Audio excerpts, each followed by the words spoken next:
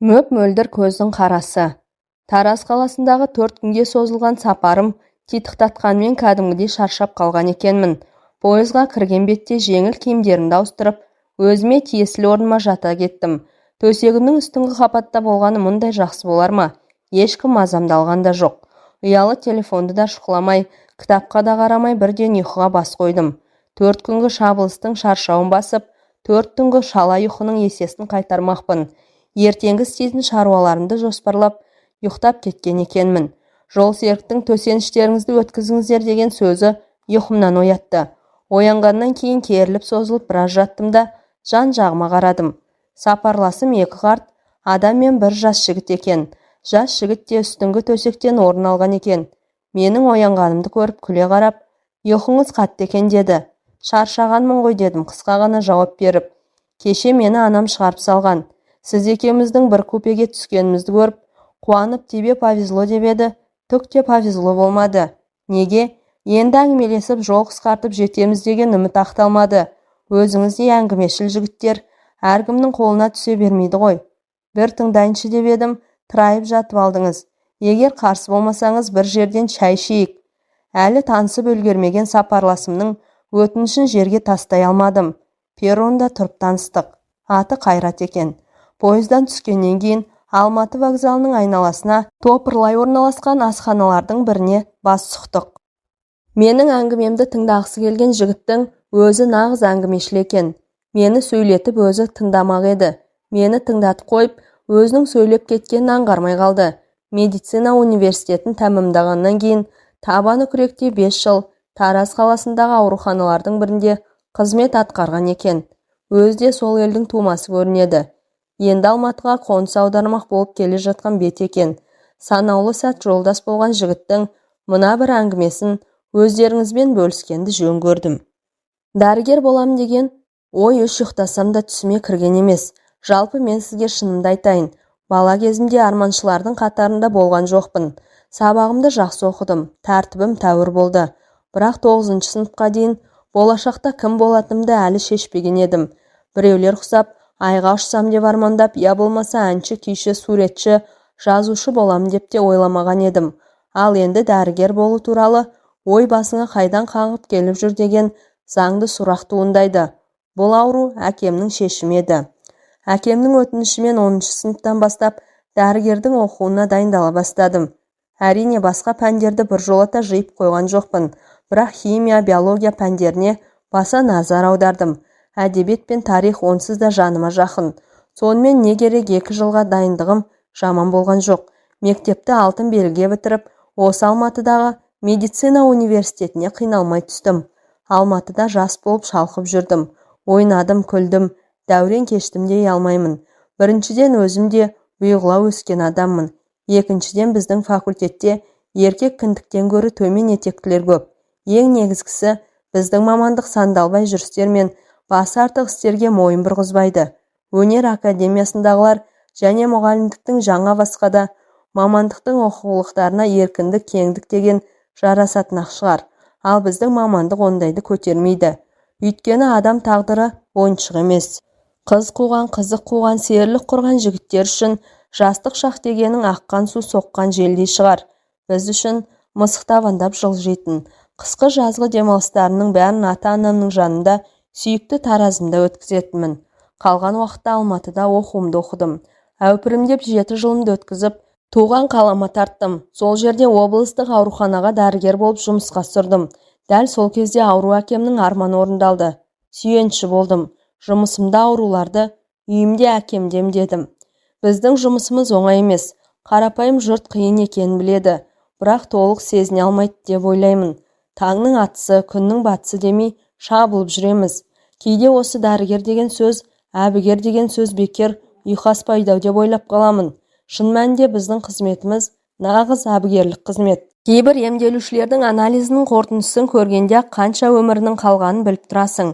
Бірақ күніңіз біткен екен дей алмайсың. Қолынан келгеніңше күресесің. Өйткені үмітсіз шайтан дейді. Біз шайтан емеспіз.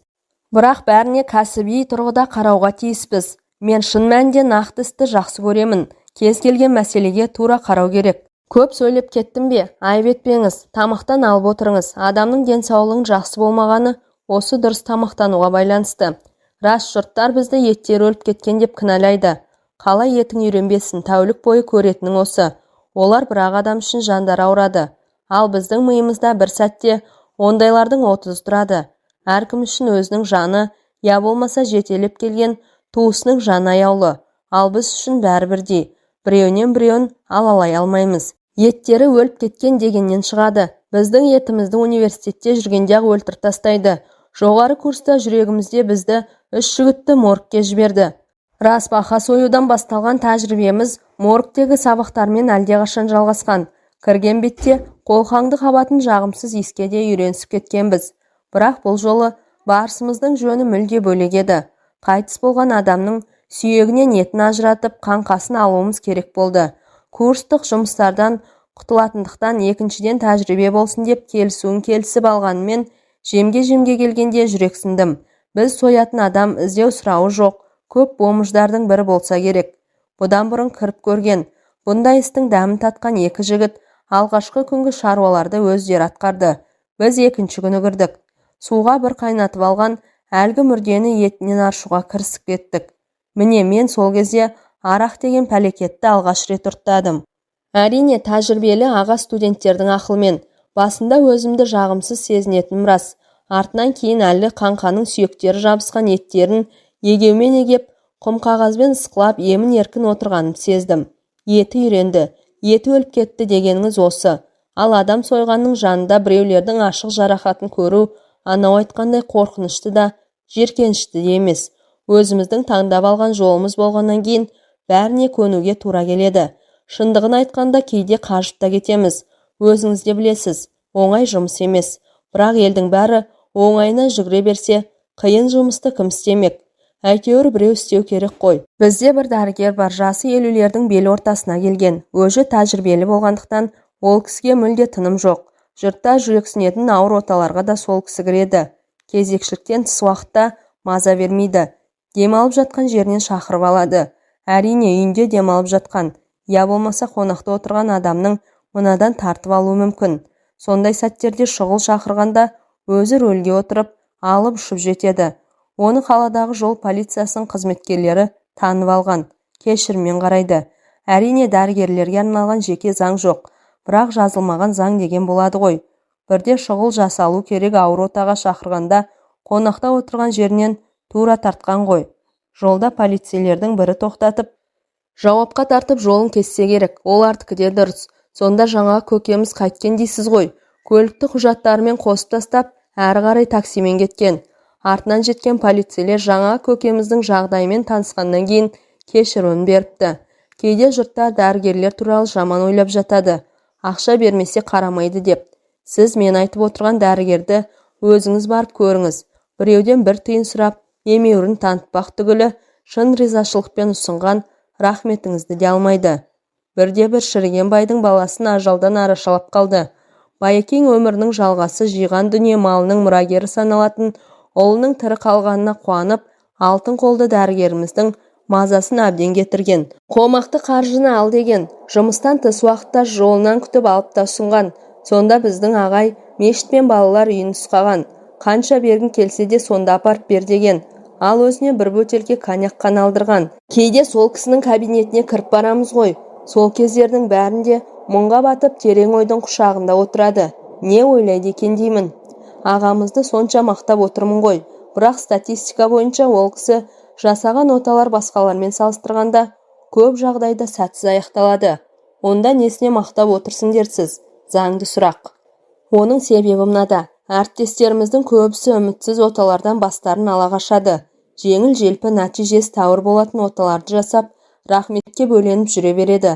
Ал біздің ағай өзге дәрігерлер бас тартқан, жасаған күнде де жеміс бере қоймайтын оталарға барады. Барынша күреседі. Шын мәніндегі дәрігер. Біз сол кісіден үлгі алып келе жатқан жастармыз. Әрине арамызда сұғанақтар да жоқ емес. Енді өзіме келейін. Бір күні жұмыстан шықсам деген ой келді. Таңдап алған мамандығыма қанша адалмын дегенмен де мен де шаршадым, қажыдым. Әрине жас басымызбен қажыдым, шаршадым деген жараспайтын қылық. Дүниені тындырып тастағандықтан емес, жағымсыз тірліктен шаршадым. Күнде болмағанмен кейде күнара, кейде аптасына бір рет болса да, көз алдыңда адамдар өмірмен қош айтысып жатады. Тура келген ажалға дәрмен бар ма? Аурулар қолымызда аттанып жатады. Соның бәрін көру жүрекке ауыр, жүйкеге де салмақ. Шыдап жүре бердім. Ал бір күні шыдамым таусылды. Менің төзімімді тауысқан мына оқиға болды. Біздің ауруханамызға бір күні Әсем деген бір қыз түсті. Білесіз бе, жап-жас, өз сондай әдемі, бір міні жоқ. Көрген адамның бәрі ғашық боларлық ақ қыз. Атына заты, ақылына көркі сай. Шіркін, Әсем десе Әсем, бірақ ауруының беті қатты.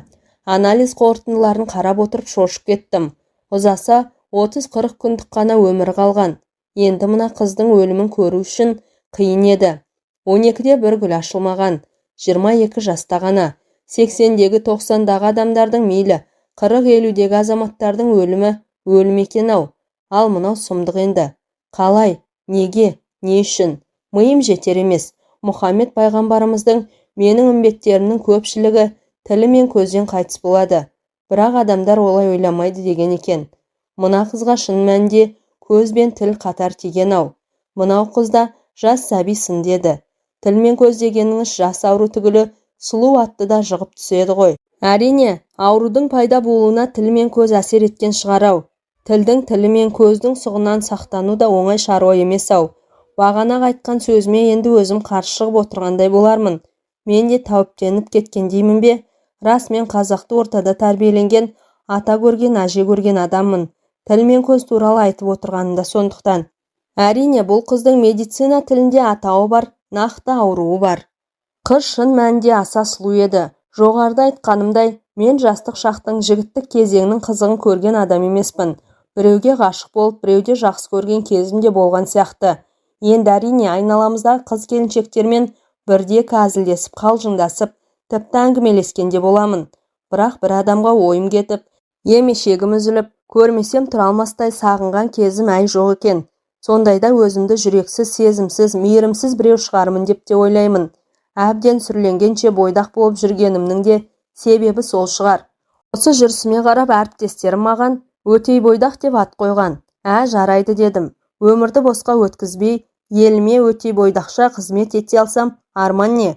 Бауырына басып жар сүйіп, ұрпақ өрбітетіндер менсіз де кенде емес. Өтей бойдақ атанған байқұс басым 30-ға жақындаған тұсымда мына қызды көрдім. Көрген бетте жыл ұшырады. Бұрынғы танысымды, я болмаса туысымды, тіпті соны бала күндерде бір сыныпта оқыған құрбымды көргендеймін. Бірақ кезіктірмеген адам екені көрініп тұр. Қолымдағы құжаттарын да қарап шықтым. Ешқашан жолымыз түйіспеген сияқты. Сонда қалай болғаны? Артынан ойлана келе қарасам, бұл қыздың бейнесі бұған дейін менің қиялымда өмір сүріп келген екен. Болашақ жарым мен ғашық болатын қыз осындай болу керек деп қиялыма жасап алып, осыншама жылдар бойы асыл бейнесін әлпештеп келген адам болып тұр ғой. Міне енді сол жанды тірідей көріп тұрмын. Бірақ ауру әбден меңдеген шағында. Аурудың беті қанша күшті болғанмен, бұл қыздың дидарында ешқандай әмірін жүргізе алмаған екен. Тіпті ажарын аша түскендей ме деймін. Мүмкін бұл қыз дені сау кезінде тәкаппарда болған шығар. Ондай болса маған ұнамай қалар еді. Жалпы маған тәкаппарлық деген мүлде ұнамайды. Ал мына қыз өз сұлу, өз әдемі және өз сондай момын. Момындығынан шығар. Сүйкімділігіне шек жоқ. Әсіресе әлжуаз ғана, әнтек жымиғаны керемет. Жымияды да, артынша езуін тез жиып ала қояды. Ауру есіне түсер, сырқаты жанына батар, әйтеуір сүйтеді. Сол жалт ете қалған жымиысындағы жылылықты қатты жақсы көремін. Келген күннен бастап өз қолыма алғанмын. Әрине біз емін тағайындап беріп, жалпы бақылауда ғана ұстаймыз. Уақытылы уколдарын, системаларын салу медбикелердің жұмысы. Сол себепті де ол жақтан палатаға көп кере бермеймін. Арасында ебін тауып, себебін қылып кіріп шығамын. Жағдайын сұраймын. Жылы жымиятта қояды. Өмірге деген құштарлығы көзінен көрініп тұр. Бірақ ауруға мойынсынбасқа шарасы да жоқ. Біздің кейде аурулардан жағдайын жасыратын да кезіміз болады. Жағдайының ауыр екенін айтсаң, сырқат адам өзін өзі тастап жіберуі мүмкін. Сондықтан дәрігерден бөлек кейде үмітпен, кейде мейіріммен емдейміз. Сырқатқа деген жылылық, оған деген мейірбан қатынас. Оны дертінен біржолата айықтырып жібермесе де, белгілі бір дәрежеде ауруын жеңілдетеді. Бір сөзбен айтқанда, дәрігердің сырқатқа деген жанашыр қатынасы оған антибиотик болмауы мүмкін, бірақ обезболивающий болады. Біз көп жағдайда осындай емді қолданамыз. Қыздың әкесі де, анасы да жақсы адамдар екен. Әсіресе әкесі күндіз-түні аурухананың айналасында жүреді. Кейде осынау ауыртпалықты өзінен көріп, Аллаға қай қылығым жақпады екен, бұл Құдайға не істеп қойдым дейді. Олай демеңіз, мұның барлығы да Алланың жіберген сынағы. Түсінесіз бе? Жазасы емес, сынағы деп қабылдаңыз деймін. Құдай өзі кешірсін. Бұл аурудың жағдайын сырқаттардың өзінен ғана емес, кейде олардың жақындарынан да жасырамыз. Өйткені жағдайы жақсы деп жұбатқандай болсаң, аурудың отасы сәтсіз өтсе, сен жақсы деп айтқансың. Енді неге бұлай болды демек? Сен дұрыс жасамадың дейді. Сол себепті де екі-үшті жауап беріп үйренгенбіз. Бірақ қыздың әкесінен еш нәрсені жасырмадым.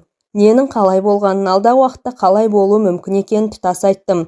Әрине 40 жыл қырғын болса да, ажалдының өлетінін, ажалсыздың қалатынын да ескерттім. Әйтпесе небір байлар бар емес пе?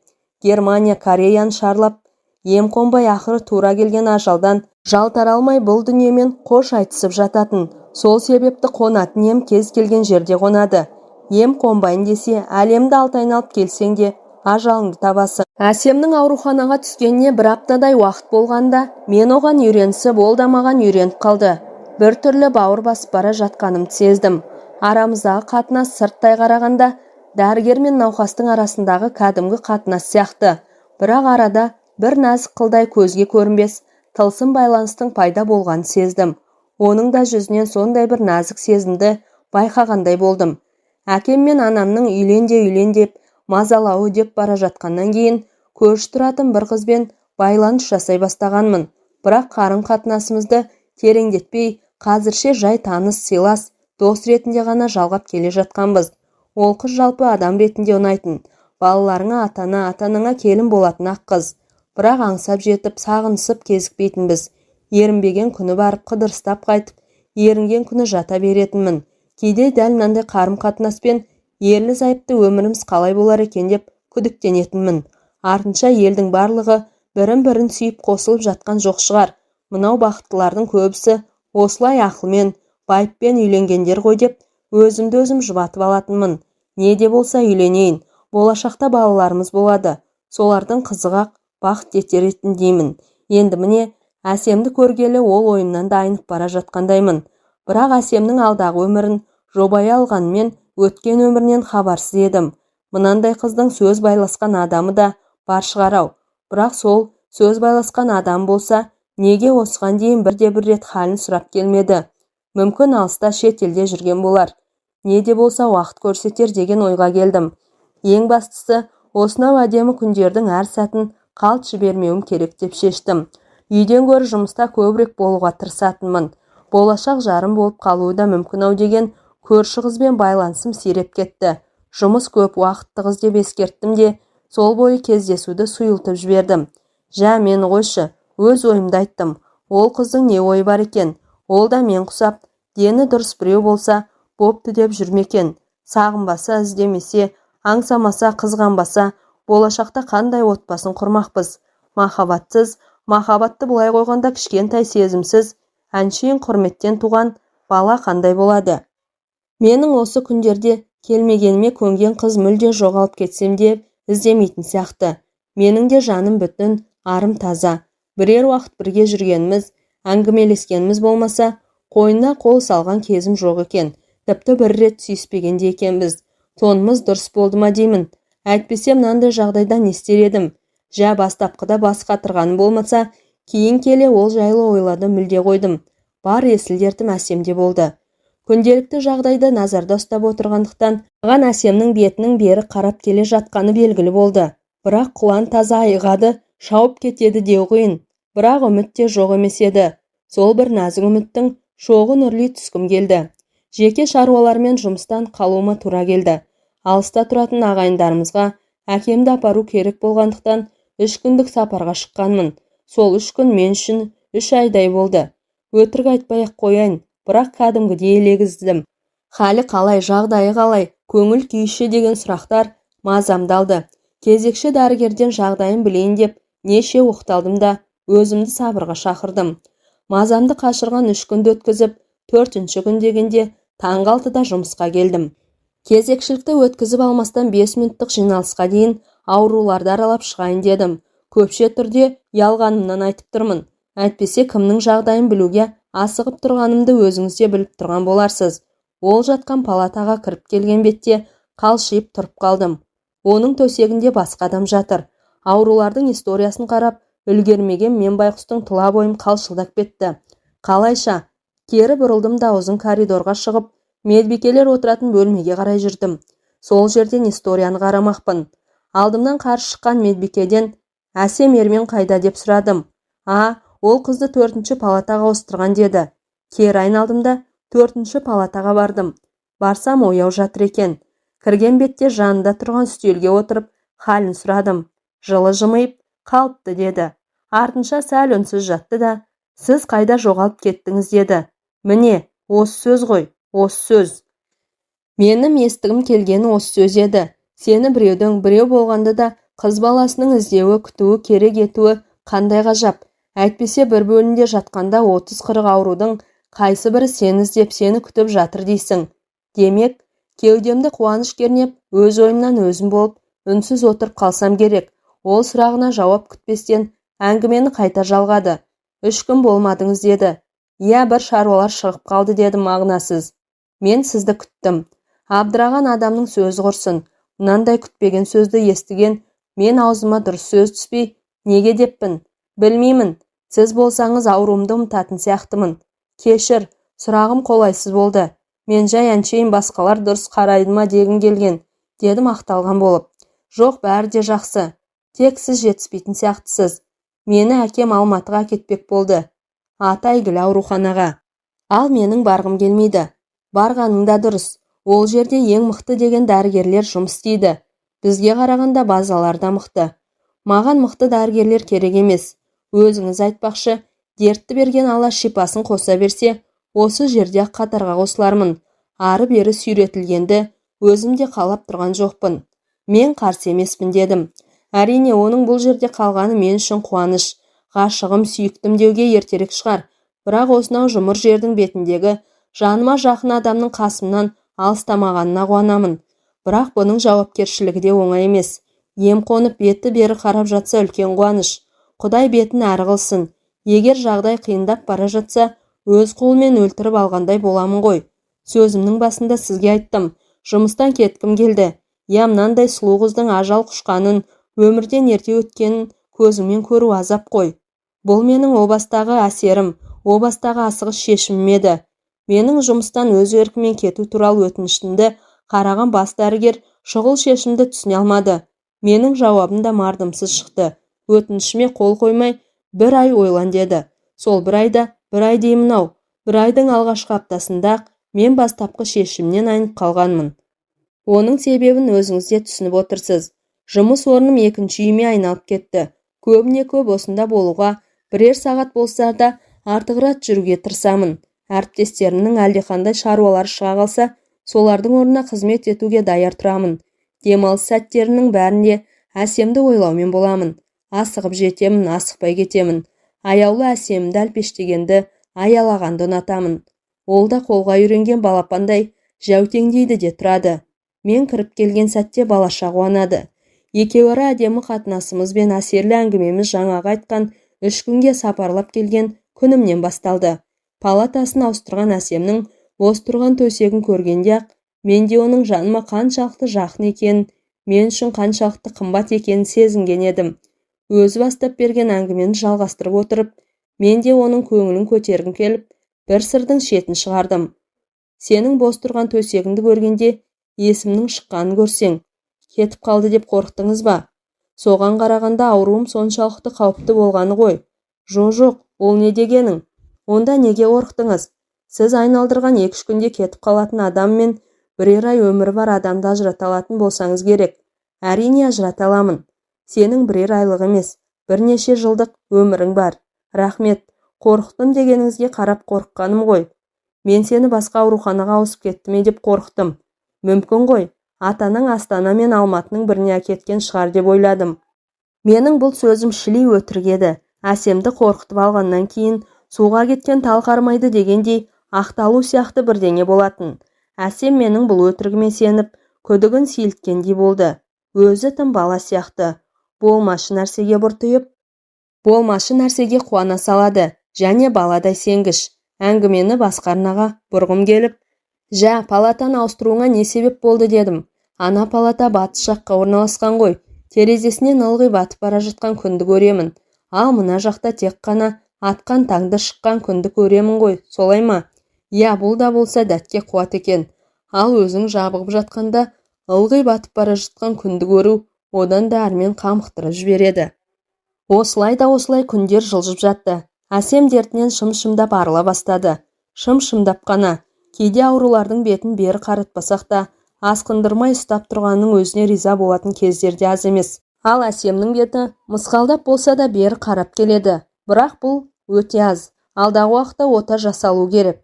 Бәрі де сол отаға байланысты болмақ. Егер ота сәтті жасалып кетсе, онда үміт бар. Сәтті болған жағдайда да емді жалғастырамыз. Егер басқалай жағдай орын алса, қиындау болмақ. Бәрі жақсы болады деп Әсемді сендіргенмен өзімнің күдігімді сейілтуім қиынға соқты. Негізінде мұндай отан үлкен қалаларда, шет елдерде мықты медициналық орталықта жасатқаны да дұрыс қой. Біздікі енді шынын айтқанда облыстың аты облыс. Әсемнің өзі де осы жерді қалап тұр. Адам мынандай жағдайда жатқанда ненің махаббаты? Оның да жағдайы белгілі ғой. Бұны өзі мойындады. Аға, шет елде оңайрақ болатын мен де білемін. Бірақ мен әке-шешемді қинағым келмейді.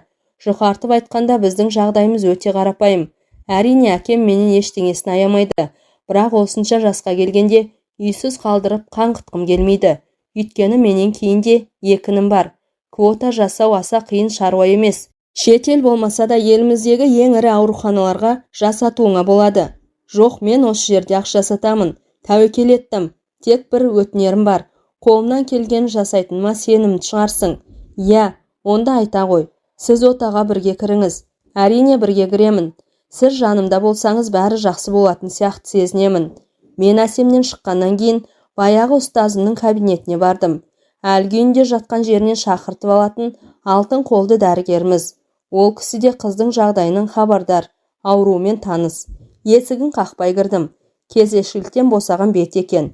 Әдеттегідей алдындағы жартылай коньяк құйылған бокалға қарап үнсіз отыр екен.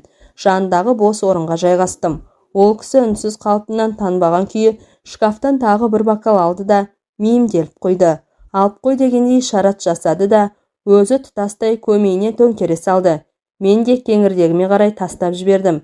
Ішім жылып барады. Я, әңгімеңді айт деді. Ерманованың жағдайымен таныспын. Соның отасын өзіңіз жасасаңыз деген өтінішім бар. Ұсыныс деп қабылдайын. Қалай қабылдасаңыз да сіздің жасағаныңызды жөн көріп отырмын. Оны жиналыс барысында көреміз. Бас дәрігер не шешсе, сол болады. Сіз өзіңіз сұраныңыз, көрейік, бәрін де байқап жүрім. Сен үшін қуаныштымын. Ұстазымның осы бір қасиетіне ішім жылиды. Міне тағы да қиындығына қарамастан күрделі отаны жасауға бел буып отыр.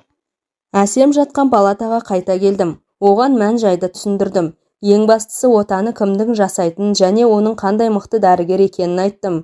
Әсемнің де қорқыныш сейіліп, үміт дүниясы бой көтерді. Ертеңгі анализдерің жақсы болса, жалпы жағдайың қалыпты тұрса, 2 күннен кейін ота жасайды. Жүрек мықты болуы керек. Жүрегің тыныш педі. Сағынып жүрген адамдарың болса, ертең мауқыңды басып ал. Ата-анам мен екінім бар. Оларды күнде көріп жүрмін ғой. Олардан бөлек туыстарымыз бар. Бірде екілі келді ғой. Жоқ, кәдімгідей сағындыратын дегендей. Ондай ешкімім жоқ. Ол жағына алаңдамаңыз. Сендей әдемі қыздардың ешкімі жоқ болғаны да қызық.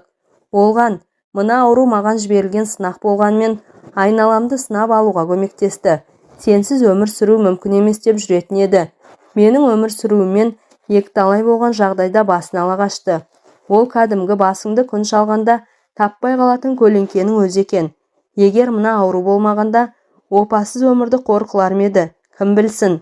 Алланың мұнысына да шүкір. Жанымды тазалап алармын. Тәнімді бұлғатпағаныма қуанамын. Ондай қоқыстарды миыңнан шығарып таста. Тек қана жақсы нәрселер ойла. Арманда, қиялда, бірақ көңіліңді түсіретін, жаныңды ауыратын ойлардан аулақ бол. Сіз сұрағасын жауап бергенім ғой. Әйтпесе өкпе реніш түгілі еске түсіруге тұрмайтын адам ғой. Сол күні түнде үйіме кеттім, ол палатасында жалғыз қалды. Түннің бір уағында телефоныма хат келді. Әсемнен келген екен. Мен сізге сенемін депті. Көп нүктесі көп ойға жетелейді. Бұл терең мағыналы үлкен сенім бе? Әлде отаны жақсы өтеді деген сенім бе? Ол жағын тап басып айта алмадым. Жауап беруім керек. Бірақ не деп? Ойлана келе мен жұмбақтау қылып, сенімің ақталсын, ақтауға тырысамын деп жазып жібердім. Ойын оңға, санасы санға бөлініп, үміт пен үрейдің құшағында тең жатқан қыздың бұл халін түсіндім. Өзімнің бойымдағы сезімнің жайы белгілі. Бұл қыздікі не болды екен деймін. Қанша түсінемін, сеземін дегенмен бір жұмбағы рас. Ақыр саусақтарым дірілдеп отырып, мен сені жақсы көремін деп жазып жібердім. Білемін, мен де деп жазып жіберіпті. Ертесі күні жұмысқа барғанда оның палатасына беттей алмай біраз жүрдім. Алыс отырғанда айтарымды айтып алып, енді сол сөзім үшін қыздың бетіне қарауға дәтім бармады. Неге бәрі оңай, неге бәрі қиын? Ақыры бойымдағы бар күшімді жинап, демімді ішіме алып кірдім. Көздері күлімдеп жатыр екен. Қалай, мықтысың ба дедім. Мықтымын деді. Және күшті шығарсың. Әрине күштімін. Жақсы. Енді осы мықты һәм күшті қалпыңда сәл шыдап берсең болды. Сіз жанымда болсаңыз болды. Осы 2 күн тезірек өтіп кетсе екен. Мен тағы секем алып қалдым. Адамдар қызықпыз. Bir нәрсеге асықсақ сол күнге қолымыз жеткенге дейінгі уақыттың бәрін зая қылғымыз келеді. Құдай бетін аулақ қылсын. Әсемнің отасы сәтсіз аяқталды делік. Не болады? Мұндай жағдайда 2 күн дегеніңіз сұмдық қой. Сұмдық емес пе, я? Өмір дегенің бір күндік сәуле. Түптің түбінде тамшыдай ғана нұрына зарықтырады. Ал біз кейде осы өмірді өтпейтіндей көреміз. Мен осынау 2 күнді, оның 1 күн өтіп кетті. Әсемге жақсылап өткіздер едім. Ең жақын адамдармен бірге болсын. Ата-анасының, інілерінің палатасына кіруге рұқсат бердім. Әрине ота жасалғандардың алдында науқасты шаршатуға, оның палатасына артық микробтармен бұлғауға болмайды. Бірақ 1 сағатқа кірсін, бірге болсын дедім. Сағатқа қарап едім, таңғы 4 екен. Ең құрмағанда 2 сағат ұйықтап алуым керек. Ары бер аунап өзімді өзім зорлағандай қылып 1,5 сағат ұйықтаппын. Бірақ ұйқым сергек еді. Жуынып шайынып алдым да жұмысқа шықтым. Жұмысқа келсем әріптестерім күндегідей қарбаласпен шапқылап жүр екен. Бұлар үшін кезекті оталардың бірі. Әлгі ел айтпақшы, еттері өліп кеткен. Ал менің уайымым зор еді. Әсемнің палатасына кірдім. Ол қуана қарсы алды. Ұйқыңыз қанды ма? Қанғандай болды. Мен 2 сағат ұйықтадым. 4 пен 6-ның ортасында. Мен де тура сол уақытта ұйықтадым. Сіз жанымда боласыз ғой? Әрине боламын. Мен наркоздан естен танып жатқанда тайып тұрмаңыз. Мен сізге арқа сүйеймін ғой. Боламын, әрине боламын. Сізге сенемін. Осы бір сөз ғой. Менің жаныма нұр, бойыма күш беретін. Қалай риза болмайын? Алланың мұнысына да шүкір. Bir адамның сені жақын тұтып, сенгені қандай ғажап. Сенің ол адамға қорған болғаның, оған пана болғаның адам айтып жеткізе алмайтын керемет. Мен онтаны жасайтын ұстазыма қарай құстай ұштым. Ол жалпы жағдайды талқылайтын 5 минуттық жиналысымызға шығып келе жатыр екен. Менің не үшін келгенімді сезді. Бойыма күш бергісі келді ғой деймін. Қорықпа, сәтті болуға тиіс деді. Жиналыстан шыққаннан кейін 1 сағат өткенде Әсемді операция блокқа, яғни ота жасайтын бөлімге апарды. Уколды жарықтырып, анестезиолог жұмысын бастап кеткен. Уколды саларда Әсем мені ымдап шақырды. Жанына жақындап едім. Еңкейіңізші дегендей ишарат білдірді. Еңкейіп едім. Жастығымның астында хат тұр. Егер мен оянбай қалсам оқыңыз. Өтініш, оянбай қалсам ғана оқыңызшы. Әйтпесе ұяламын деді. Басымды изеп келісімді бердім. Ары қарай қауіпті де қиын жұмыстың дайындығы басталып кетті. Менің тынысым тарылып бара жатқандай болды. Бұл отаға бақылаушы ретінде ғана қатыспақпын. Негізі тағайындалған дәрігерлер әрқайсының өз жұмысы бар. Негізгі адам менің ұстазым. Сол ұстазым маған қарап, сенің қатыспағаның дұрыс деді. Жем-жемге келгенде неге бұлай деді. Мен қарсылық білдірдім. Әсем үшін бұның керек екенін, мен үшін қаншалықты маңызды екенін айттым. Ол кісі, көрмегенің дұрыс, сыртта, есіктің түбінде отыр деді. Ұстазым да көреген адам. Ол не айтса, біліп айтады. Bir білгені бар шығар. Бірақ Әсемнің сізге сенемін деген сенімі ше. Жарайды, алысқа кетпеймін ғой. Тілеуін тілеп отырармын деп, Ота жасалатын бөлменің есігінің алдындағы орындыққа отыра кеттім. Құр отырмай, Құдайдан тілеуін тілеп отырармын дедім. Аппағым ақ қызым аман болса екен дедім. Қалай өзіме меншіктеп алғанымды да білмеймін. Сізге айтпаған екенмін ғой. Мен Әсеммен байланысқан уақыттарда оған деген сезімім бой көтерген күндерде романтикке айналып бара жатқандай болдым. Мен Әсемнің палатасында қиял мен мұңға беріліп отырғанда біраз уақыт өтіп кеткен екен. Медбикелердің бірі келіп отаның аяқталғанын айтты. Мен бірден ұстаздың кабинетіне жүгірдім. Кіріп барсам әдеттегідей тершіген маңдайын қос қолмен таянып үнсіз отыр екен. Мен кірген бетте есікті іштен іл дегендей белгі берді. Мен ілдім. Ол кісі суырмасынан коньяк алды да қырлы стаканға жартылай қылып құйып тартып жіберді. Мен болсам жауап күтіп дегбірім қашып тұр. Қалай болды дегендей жүзіне жәутеңдеп қарадым.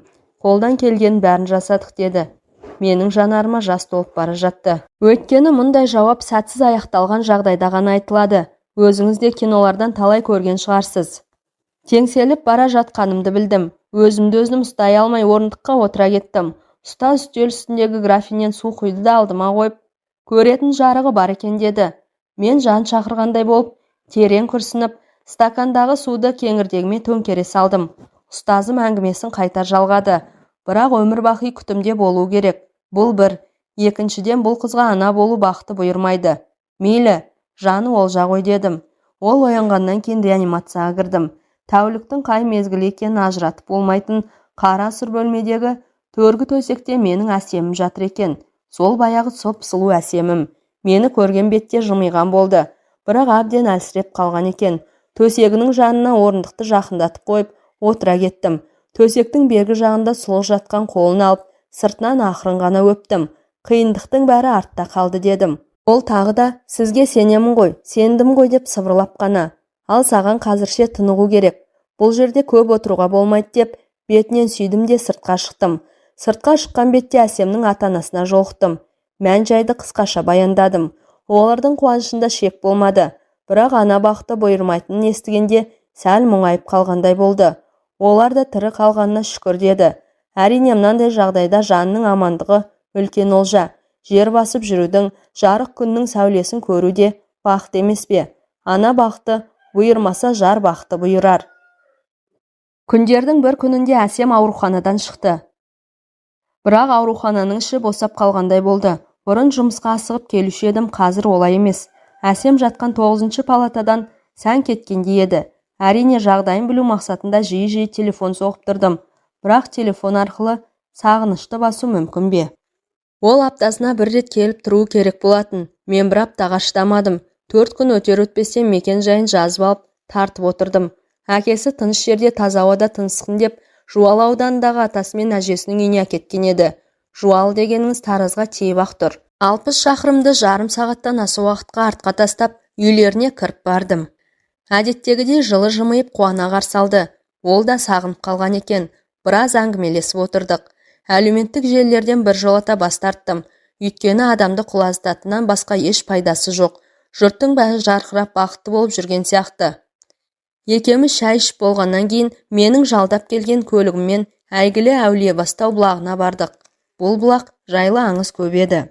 Бұлақ басында біраз сейілдегеннен кейін қайтадан Жуалға шықтық. Біз үйге келгенде Әсемнің атасы мен әжесі ет асып қойған екен. Асықпай отырып астанып, ауқаттанып әңгіме айттық. Қария мен кейуана алғыстарын жаудырып жатты. Бұл алғыстың барлығы маған емес, ұстазыма айтылу керек екенін айттым. Ол кісілер сәлемдемеміз жеткіз, келер жолы өзі келсін, қонағымыз болсын деп тапсырды. Кеш қарайған шақта мен көлікке отырып, Таразға қарай аттанып кеттім.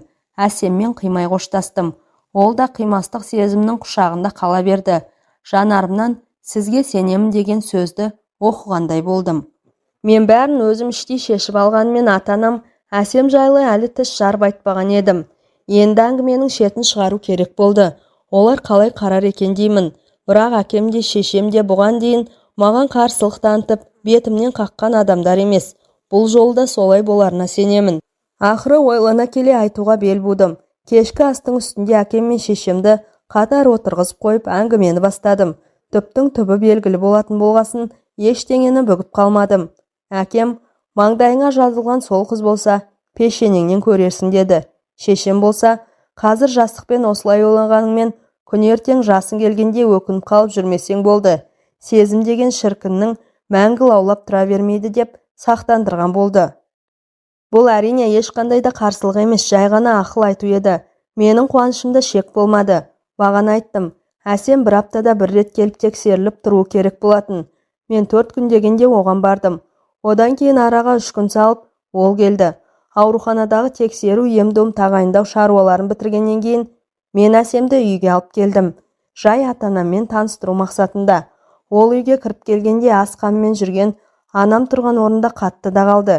Әсемнен көзін алар емес. Сәлден кейін бар тілге келіп, кел айналайын төрлет деді. Әсемді қонақ бөлмеге кіргізіп, өзім ас бөлмеге келгенде анам, мынауың адам емес қой деді. Мен түсінбеген күйі сұраулы жүзбен бетіне қарадым. Ол өзінің сөзін түсінбей қалғанымды сезіп маған күле қарап, адам емес, адам кейпіндегі періштеме бірдеңе ғой деді.